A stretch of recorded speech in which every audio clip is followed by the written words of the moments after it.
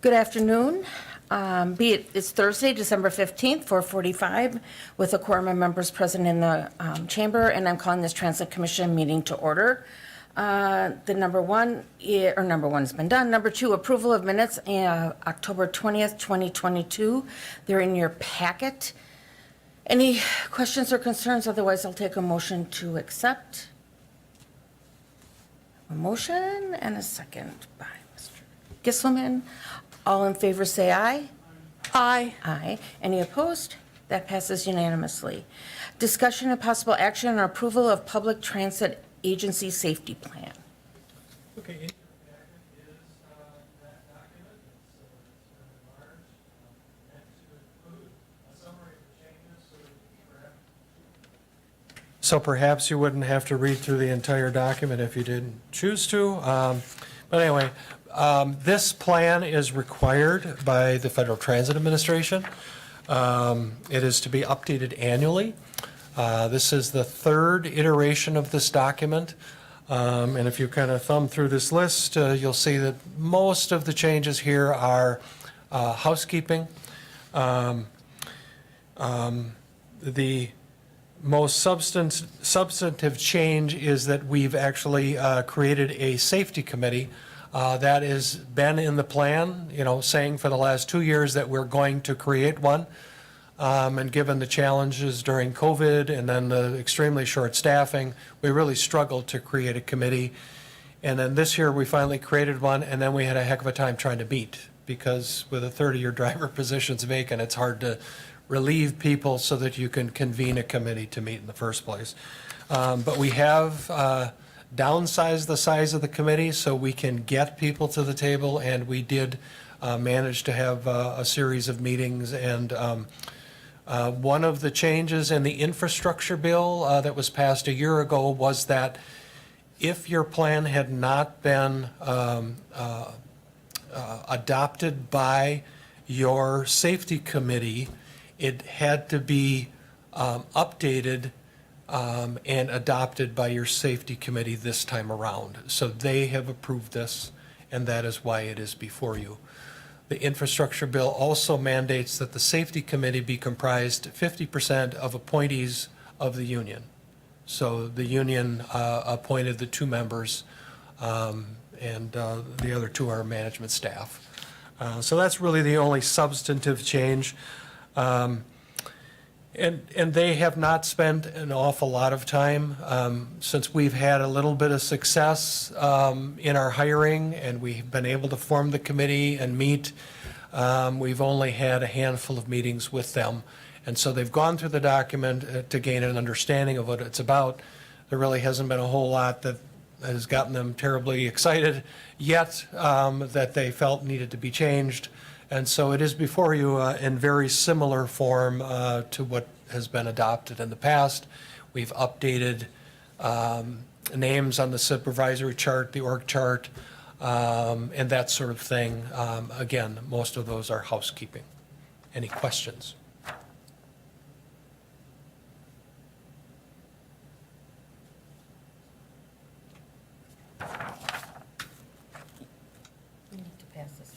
Yes, it needs to be adopted. So this needs approved. Looking for a motion to approve. I make a motion to approve the safety plan. Thank you. Do we have a second? Second by Turner. All in favor say aye. Aye. Aye. Any opposed? That passes unanimously. Discussion of possible action on adoption of transportation development plan. So I'm going to turn this over to Dave in a second here, but we've had discussion on and off over the past 18 months, 2 years, about this plan, and the plan is now completed, and we've not taken any action on it as a body. That being said, Dave suggested that this body may want to do something with it. So go ahead, Dave. Good afternoon. Dave Mack, I'm the director of the Metropolitan Planning Organization. We were the ones that conducted the study. The Metro Planning does the planning for the transit system in the metro area per an agreement between the transit system, the MPO, and the state DOT. And so we are, every 5 years, asked to help create a study for what we call the metro area transit study. Most of the work in that transit study is dealt with your Metro Ride system because you are the provider in the area, but it's still considered a metro-wide study. So we were talking with other communities in the area regarding transit throughout the whole plan. Like Greg, I had been to meetings in the past few months about giving you all the details of it. So the final plan is in your packet for today. It has been approved by the MPO. So from our perspective, we've done our work. The plan is available for you to take and use however you wish to. We will be talking with other communities. We started that conversation at the last MPO meeting last month, where we started talking about some of the issues that were occurring outside of the city of Wausau with transit. I think that's where the MPO might have more of an impact in talking about things in the other communities, where you will have the ability to deal with some of the issues that you've got listed in the plan for yourselves in the operation of the system. So I'm not here to give you a big, long presentation about what the plan is. I just thought you should know that the plan has been approved. It's been taken care of in that regard. And now it's up to you if you want to use it. There's a lot of good information within it. I suggest taking a peek at it. And there's probably going to be a number of things that you can do over the next 5 years to enhance the system and the operations of the system. So any questions? I'll take some if you'd like. I have a question. In your conversations with the Metro people that you were speaking to, Yep. was there were there issues that the city of Wausau should be aware of specifically going into this plan, so that we can be, because I'm sure they were saying things with regard to their municipality, but were there things that we should be concerned about from the city of Wausau's perspective? Not specifically. I think you're going to always need to be aware of what's happening with the conversations that are taking place outside the city. But I think that's where we'll be able to bring those to you in this body over that time. But the major concern that most of the communities have outside of the city here is the fact that the levy limits are hampering communities with the ability to come up with the local share, that cost share that's needed for us to be able to bring the service to the other communities. So talking about some of those funding scenarios that might come up is probably the biggest topic for them to talk about. They all say that they have a desire to have transit in their communities. It's just a matter of funding at this point. So we have to try to figure out how to fund something creatively as part of this process. So, because I think there's a lot of things in the plan that we're already, looking towards what we have within our power to do, like updating fare box, looking at new technology, things like that. But also looking back at the previous 15 years of studies, it seems like the same, issues are popping up over and over again as far as those things. Do you have a recommendation for what we would do in this body that is, the top priority that we can look at? Sure. And there's a whole section on what the city should do to enhance the operations of the existing city system inside the city. I would say go ahead and start working on those aspects. Right.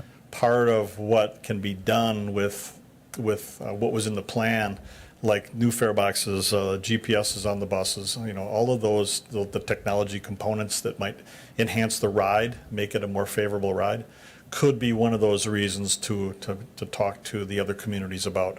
Our system is now really a very good functioning system with all the new bells and whistles. You need to be a part of this. Okay. And so I think it might help drive the conversation with those other communities that, there have been a lot of advancements in the system. Gotcha. Yeah. So that's your control. Perfect. Yeah. Thank you. Any other questions? Okay, if not, the TDP plan is in your packet, and we've been talking about it, seems like for a long, long time. So it is not required that we accept it, but it may look better if the Transit Commission accepts it, that we have accepted this plan, you know, that was done through the MPO. We were part of the process, and we can then go forward from there. So I will take a motion to accept this plan. Make a motion to accept the transit plan. And I have a second from Turner. Thank you. All in favor, say aye. Aye. Aye. Any opposed? That passes unanimously. Discussion of possible action on approval of Transit Equity Days resolution. So last year, we chose to participate in what's called Transit Equity Day. It is a day of observance of the importance of public transit in the community, and it is timed in conjunction with the birthday of Rosa Parks. Last year, we were able to do it on her birthday. This year, or in 2023, that date falls on a Saturday, February 4th. And so I'm proposing in the resolution that we change this to February 3rd.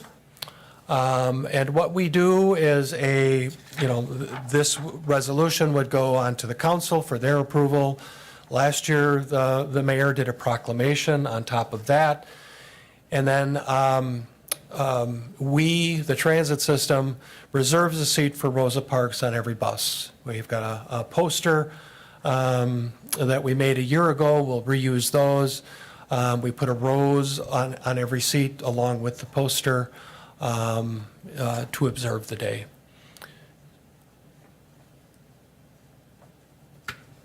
Any questions about what we did? And if you are interested in doing that again, I think that we should make the recommendation to go to council with this resolution to do it again. Just have one question. Will we put something on all the paratransit buses or just the city buses? It'll be on all of our vehicles. Okay. And the reason we're doing it on the 3rd is because we don't have transit on a Saturday. Right. Like other communities are doing it on Saturdays across the country, but, Well, I'd point out Right. that Milwaukee County Transit did it, I think, last week. yeah. So So, Okay, I'd move to recommend to council. thank you. second it. Okay. All in favor, say aye. Aye. Any opposed? That passes unanimously. Discussion of possible action on grant funding and project update. I thought I would give you an update on where we are with various projects and funding sources. I'm preparing a lot of summaries these days for staff as I'm preparing them for my departure. So I thought I would pass this along to you as well. So there's an exhibit in your packet showing the various grants that we currently have at hand. And so I will just go through this and let you know where we are with the projects. The top section started out as an operating assistance grant, and CARES money came out, and we were unable to spend all of this grant because CARES funding displaced those funds. And so I requested a grant amendment so that we could spend those funds on other projects. And those two projects you approved at the last meeting, and that is for a plow truck and a supervisor van. Unfortunately, we didn't receive any bids for either of those projects, which is something we were fearful of. So we're trying to figure out how to proceed. But anyway, that's where we are with those projects. The second section, that's the 2021 operating assistance grant. And because there is this influx of transportation dollars, the state made us aware of a couple other grant opportunities. We submit to them a capital plan and they never fund our projects. Well, because of CARES funding and the availability of these other funds, they asked if we would like to fund some projects. And so there's a fare box replacement that is funded separately of the technology stuff that's in the TDP. And then there's was a little money left over, so we're going to try to acquire a smaller service truck for our utility workers to use. The next section is our CARES grant.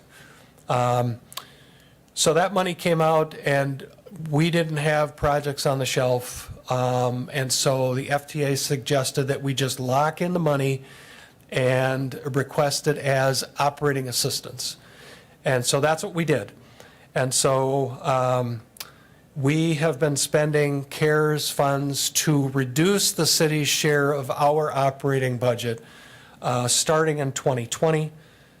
We did it again in 2021. We will do it again in 2022, and it is budgeted again in 2023 in various amounts. There may be some left over for 2024. We'll see how that plays out. There is no end date to CARES funds. So you had to obligate them within a time certain, and we've done that. And so we can continue to use those funds until they're gone. The other project we chose to do in that grant was installing driver barriers on the bus. We did that early on in COVID, and those have worked out very well for us. They're wearing pretty well. The next grant is our 2022 operating assistance. So we don't know how much operating assistance we're going to get each year until well into the year. So for 2022, the state determined our allocations in the last week of July. I happened to be on vacation. So middle of August, I start to file my application, and they said, we are processing so many grants that we're having to triage them. If we don't get them turned around in 45 days, we start over. And so what is this for? How important is it? And in the end, they said, if this is not critical funding that you need right now, you have to wait until November 1st to file. So November 3rd, I had an application in. We just were informed this week that the grant has gone through all of the federal steps, and now it's available for the mayor's signature. So we'll get that executed, and Mary Ann will be very relieved that we can draw, over $1 million in funds before the end of the year. It works out much better for our accounting when we get it in the year we requested it. The next one is 5307 ARP, that's American Rescue Plan. We've not applied for those funds. They made us aware that funds are available. It's about $1.3 million. They don't have to be requested. We don't have to put in a grant until the end of 2023. And we've been kind of sitting on them, waiting for the TDP to be finalized, and then we'd finalize our project list, then we would lock in the funds and then proceed with those projects. So we've not finalized that list, and we'll talk about that a little more later in this meeting. We also have an allocation of 8521 funds. 8521 is a state program that allocates funds to counties for elderly and disabled transportation. We have an allocation of those funds to replace all of our existing bus shelters. There are 7 in the project.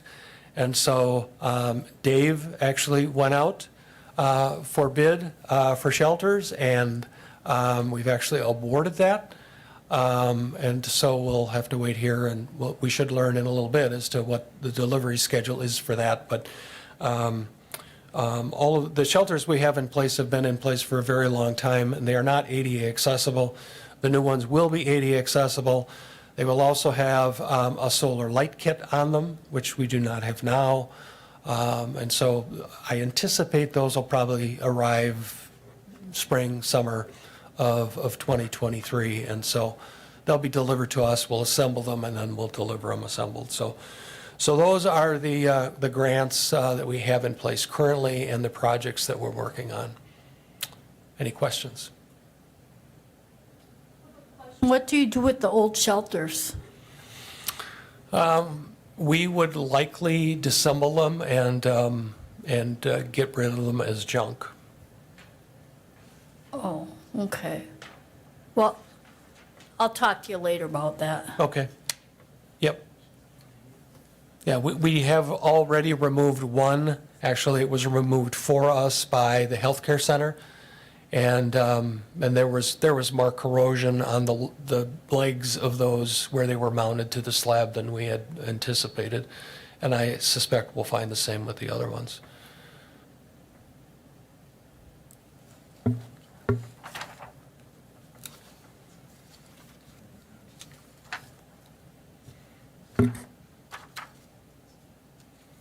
And that's all I have on that item. Okay. Are you doing the ARP, or did you Yep. go through that? Yep, that's the next one. Okay. Number 7. So a discussion and possible action on the American Recovery Plan grant projects. Let me say up front that it was my goal to take the TDP recommendations and formulate a plan for you to consider before I retired. And I'm not going to do that today. I'm going to kind of run you through what's in the TDP, and we can have a discussion about that, but I'm not ready to finalize a plan, and I'll tell you why in a minute. So we had talked with the consultants about our ideas on technology, and the plan you see here, the list of projects you see here, is pretty much what we recommended. We didn't really learn much more than we already knew about, we know there's real-time systems on a bus. We know they trigger stop announcements. We know there are various farebox technology advancements. We know all that. What's recommended in the plan is kind of a generalization of what those are without a whole lot of specifics.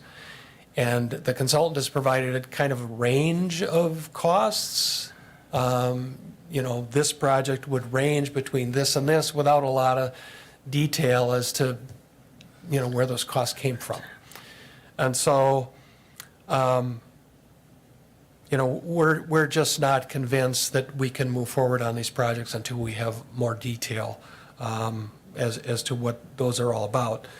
But the other thing you need to understand, I've laid this out in terms of the capital cost, which is the procurement of that technology in the first place, and then the operating costs, because a lot of these technology projects come with an ongoing maintenance agreement or various fees in order to keep them operational. So I've laid them out for each of these projects. And so if you look at the bottom line of the technology projects, you'll see the acquisition costs of $1,068,000, about $1.1 million rounded. And then you'll see in the next column operational costs, and it comes out to almost $100,000 a year. And although we could spend our allocation on all these technology projects, that'd be great. Somehow we have to figure out how to pay $100,000 ongoing in our operating budget. And I'm certainly not ready to recommend that. What I would recommend is that we kind of refine the technology projects in the coming months and then go out to bid, develop a spec and go out to bid on those priority projects. We know that real-time information is important both for the system to operate and more importantly probably for the customer. We know that we need to replace our fare boxes. They're obsolete.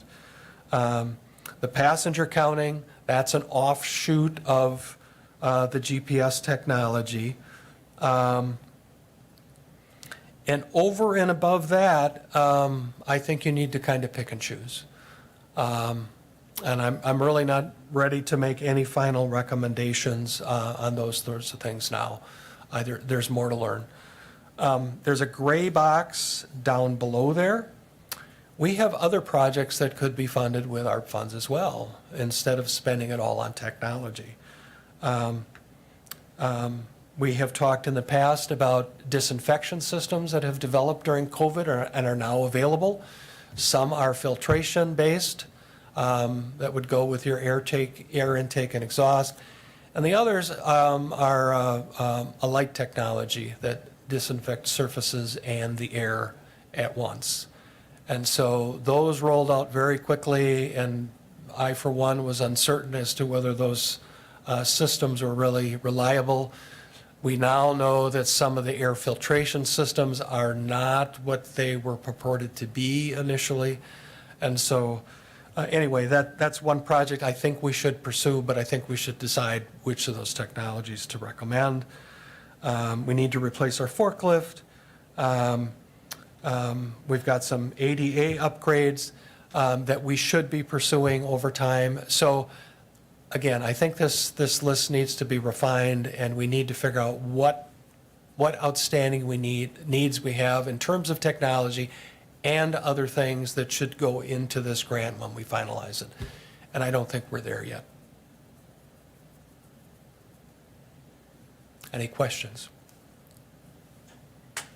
I have one regarding the ARP application. Is it one application for the funds, or are you able to submit separate ones for if we did decide to do one and then, before the 2024 deadline, you would be able to submit another for another project? You have to account for the funds in the grant that you apply for. So you have to designate where the funds will be spent. So you have to identify those projects. Now, what you could do, like we did with the CARES funds, is allocate certain projects and then designate the rest for, say, operating assistance. You can go back and then you can amend the grant as you see fit based on the projects you want to move forward. There is a process for that, yes. Okay. But to initially submit the grant, you have to account for the funds that are available. Gotcha. Any other questions? Otherwise, we'll just kind of leave that go? Yeah, this will be back. Yeah. So the process would be to finalize the list to determine what goes in the grant. Then we have to get those projects into the county's planning process, which is the Transportation Improvement Plan.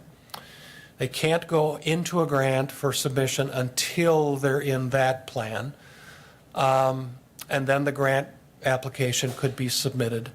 Once the grant is approved, then you can proceed with the project.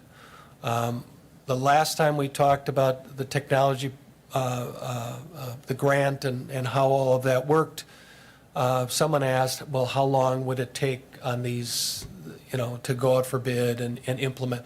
I would guess about a year. But again, there's a long timeline on these funds, so it doesn't have to happen immediately. There's a lot of money here, both upfront and on an ongoing basis, and I really think it's important that we have a good understanding when we do this stuff. Our own IT project could assist us, but they're not going to shepherd these projects for us. I don't think they have the staff time currently. They're working on any number of things. And so we may need to build into this grant consultant services to walk us through the procurement, and so that's done right. These are federal funds, it's got to be done right. The projects that I've struggled with over the years using federal grant funds are those I don't understand. And technology at this point is difficult for almost anybody to understand. And so, Megan and I have had a conversation moving forward. Who's going to provide us this expertise? I would build consulting services in the grant.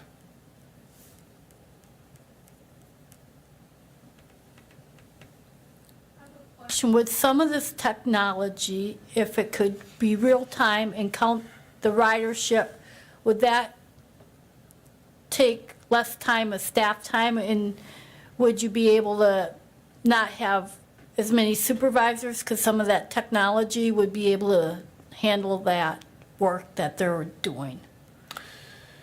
To free up some money to use for the other services, fees. Well, the technology in-house would definitely change the way we do things. It would eliminate, we hope, some of the reentry of information. You know, we have drivers who document things on paper. The paper comes to us. We re-enter those things that they've documented in the computer. We would love to have the entry happen once while it's on the bus. The other thing that would happen is hopefully it would download automatically, gather that data so it wouldn't have to be even entered. You know, it would automatically download and be in the system. Now, in terms of would that save us staff time? Would we need less staff? Well, we still need coverage of our service day. And so we have ideas as to how we would reallocate those resources. We've talked about the role of marketing and how little we do. We've talked about, this body has talked about travel training and all of those sorts of things. We think we could free up enough staff time where we could perform those functions perhaps with existing staff.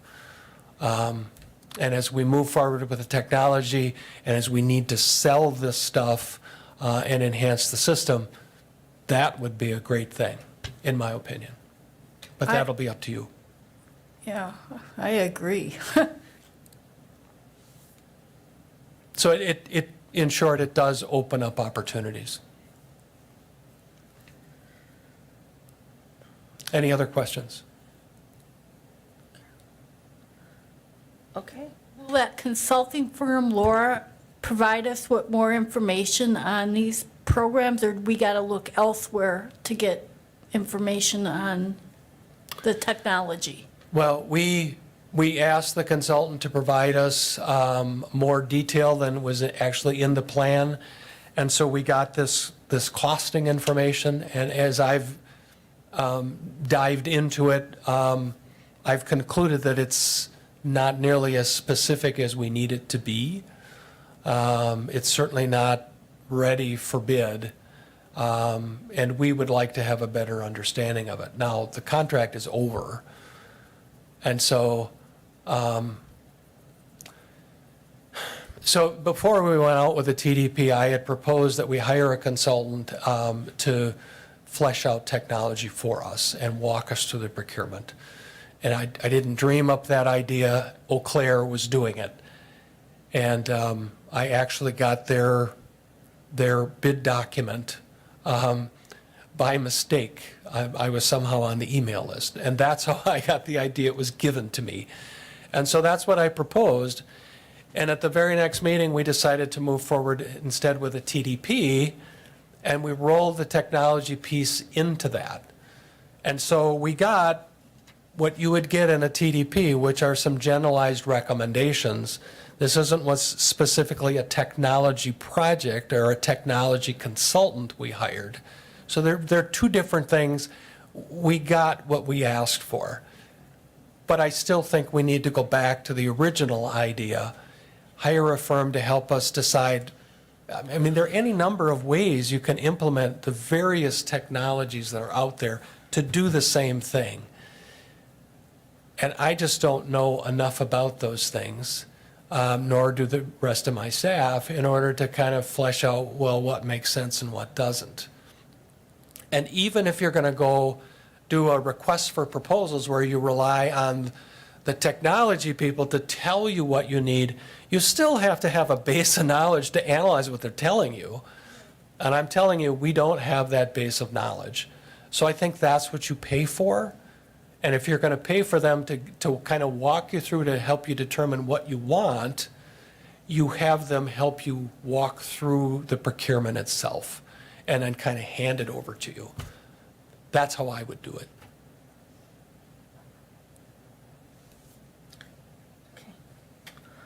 Okay, we're going to move on to Transit Director's report. I just have a couple updates for you.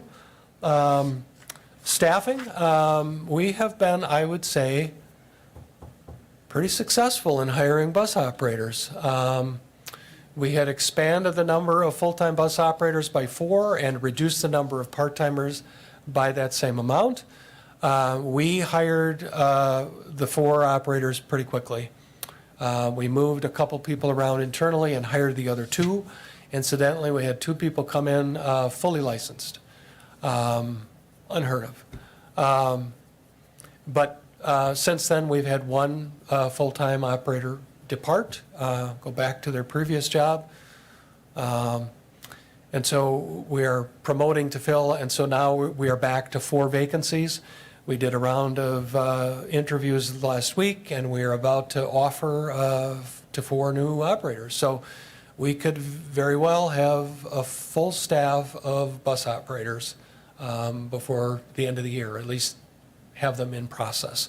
So that's good news. We also, so now that the budget process is finalized, we are moving forward recruiting for a utility worker. We've held that one open while the budget was in process. That would help address some of the, we've had a complaint recently about cleanliness on the bus, and that's related to the staffing in that area. So we hope to address that. We are recruiting for a bus mechanic who is retiring. It was originally the end of December, and now it's the end of January. So that is in process. And of course, the recruitment for my position is ongoing. I know they've done some interviews there. I'm not sure what the timeline is, but it is in process. I also wanted to reintroduce to you Megan Newman, who is our operations manager. Megan will be your contact in the interim before they finalize the recruitment for that position. So Megan, if you'd stand, and Megan Newman. Good to meet you guys. So that's where we are with staffing. One other position. We, for the first time since October of 2020, when our operations manager retired, we finally are fully staffed. We hired 3 weeks ago a new operations supervisor. He's doing very well so far. We're hoping to have both ends of our operations schedule covered finally for the first time in a very long time. And now I'm going to walk out the door and complicate things. So, but the good news is we're hiring people.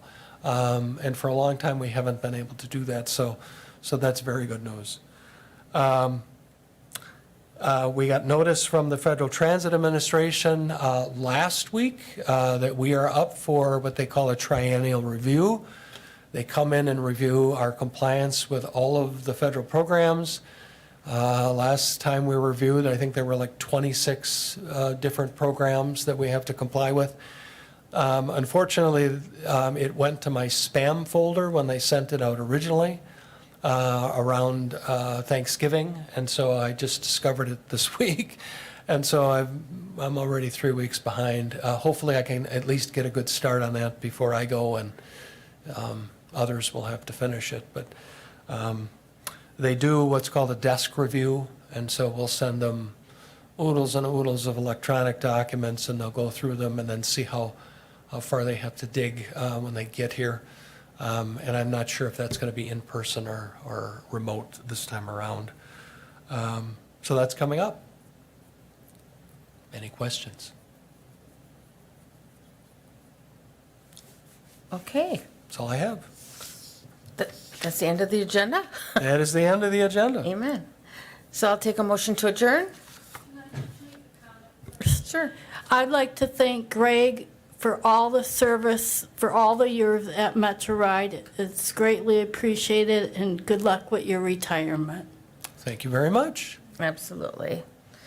You'll be missed, but you're leaving with us almost fully staffed with the bus drivers, so I'm very happy. As am I. It was a sketchy summer. Yeah, boy, I'll tell you. So, Yep. yeah, I had some concerns. So I'll take that motion to adjourn now. Make a motion to adjourn. Thank you. Okay, second, we are adjourned. Thank you. Thank you so much.